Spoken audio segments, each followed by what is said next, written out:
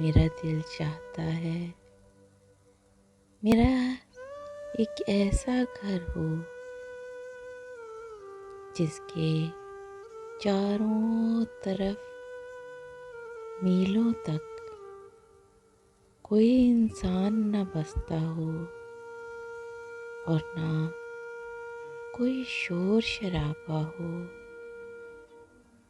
इतनी खामोशी हो कि फूल खिलने की आहट भी आए।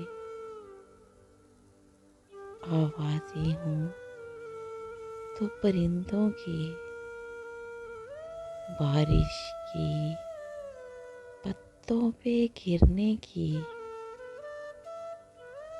हवा की सरसराहट और तितलियों के परों की हों।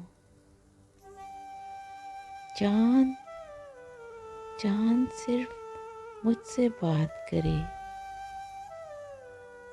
और मुझसे मिलने कभी कोई ना आए, कभी कोई ना आए।